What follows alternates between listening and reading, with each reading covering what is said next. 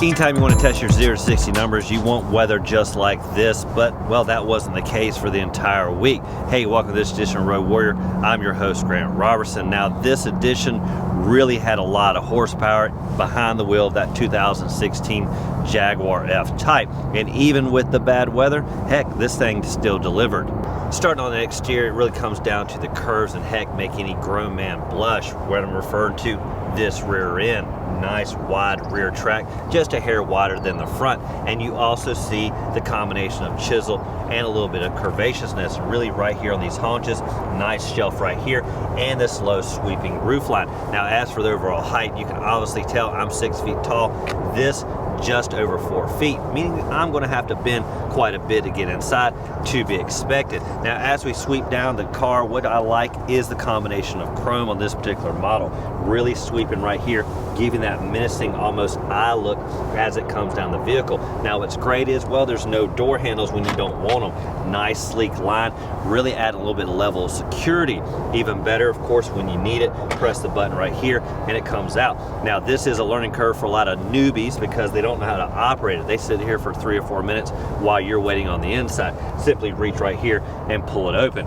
Also, you'll notice that the mirrors do tuck in, give you a little bit more sleek in the parking deck. As we continue down the profile, one thing to note is this is a full-size sports car, really by the numbers, not necessarily by the doors, because heck, this is only a 2-door.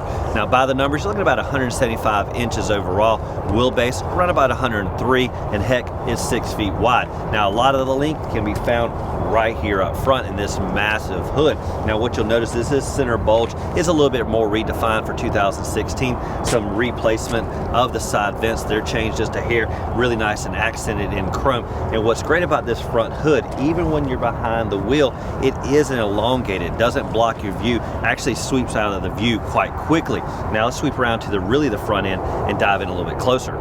Looking at the front end, the good old grill warfare, this hood sweeping down, giving it a really elongated front end past the front wheels. Everything wrapped in body color, nice sweeping headlights up the fenders, and basically you'll notice this kind of black insert port grills all the way across the front, really grabbing that airflow, primarily in the middle, sending it through the engine cabin, and of course up the vents on the hood.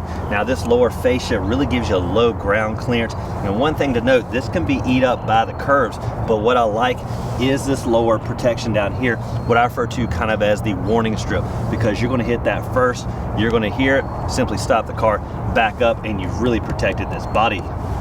Looking at the exterior can really take someone's breath away, but really diving under this hood's even better. Now, swinging the hood up out of the way, what you're going to notice is the supercharged V6. Now, this is the F Type S, which means there's 2 V6 models. You have the standard one, which is 340 horses, or the S model, which bumps up just a hair to around about 380.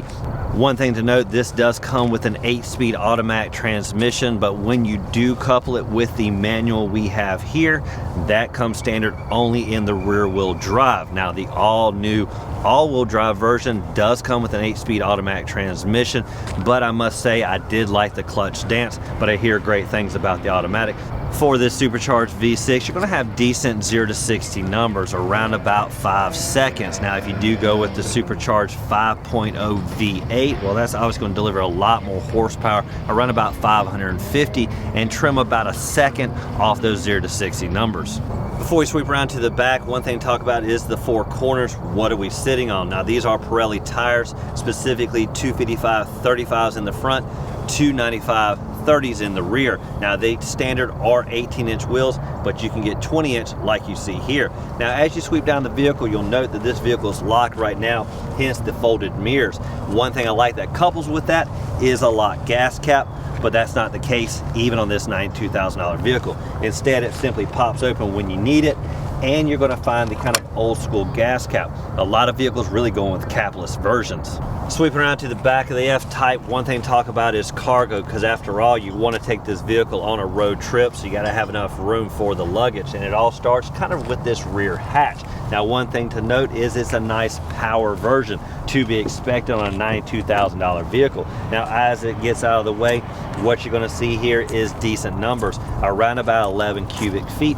Now, what I like is, well, it offers lots of space, has a built-in tonneau cover that rises out of the way when you don't need it, and can be removed when you need a little bit larger items to be put inside.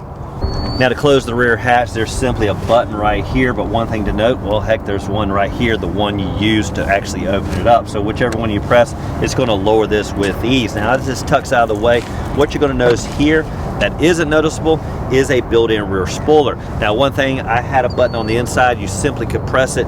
This is supposed to raise just like the Porsche. I couldn't actually get it to go up. Instead, I got to highway speed, then it automatically went up and kind of helps with the aerodynamics. Now, what you'll see back here, body color all the way around, nice, really kind of stylized sweeping rear tail light, goes all the way around the fender, nice circular kind of built-in one right in the middle. Now, there's safety built in here just the same. In the front, parking sensors that dive into those tight spots, parking sensors back here, and a very small camera for a bird's eye view. Now, what I wouldn't mind is a camera on the front end, because that's where you're going to get those scrapes I talked about on curbs, to help maybe less feel your way through and visually see possibly what you might impact. Climbing inside, what you're going to notice, well, leather all the way around, sports seating, and, well, no back seat. Unlike the Porsche that has kind of a 2+2 design, this keeps it 2 only. Now, what I like is pretty much the seats are nice and enveloping, but really can handle any size figure. Now, if you want to tighten up things just a hair, plenty of controls over here to move the seat forward and backwards, plus lumbar support in every fashion you can imagine. Now, what's great about this center cluster is this is a redesigned system here, and they say it's a lot faster. Now, I didn't test out the previous version, but I like the fact that this is that quadrant system, meaning you see a lot of things going on versus one main screen. Now, what's great is you simply press it here. That's going to make the area a lot bigger, really give you a lot of controls. Now, it wouldn't hurt to add a little bit more color, a little bit more flair. Now, there is no other knobs that go with this system, meaning there's no tuning knob. There is a volume way down low and volume control on the steering.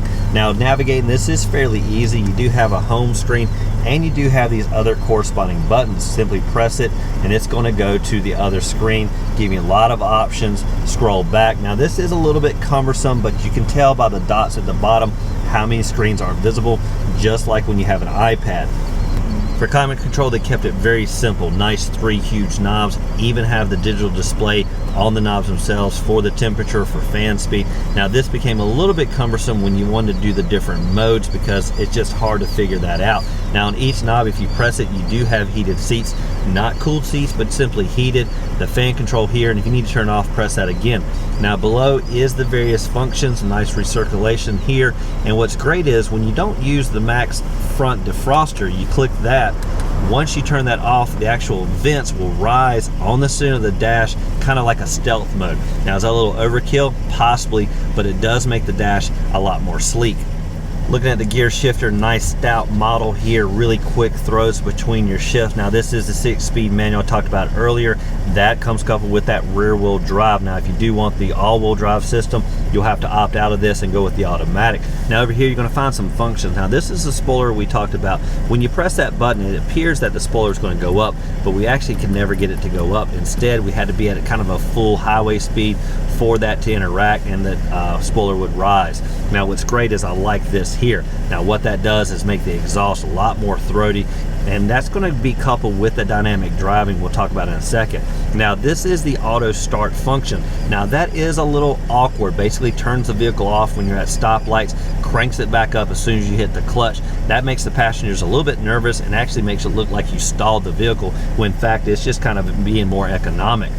For the various driving modes, you're going to find the buttons right here. Now, this is dynamic, which is really going to tighten up the steering, tighten up the shifting, and give you a lot more oomph off the line. Something we used even in the rain and found no loss of traction. Now, in the rain, you can use the one designated for that for slick conditions.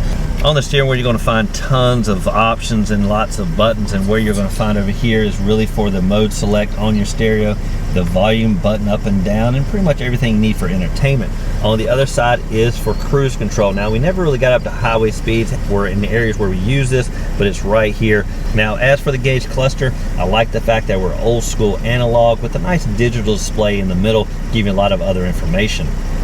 One thing else to look at on the inside is this right here. Now it looks a little bit cumbersome, kind of looks in the way, but what it is for your passengers, because the driver can hold on real tight right here.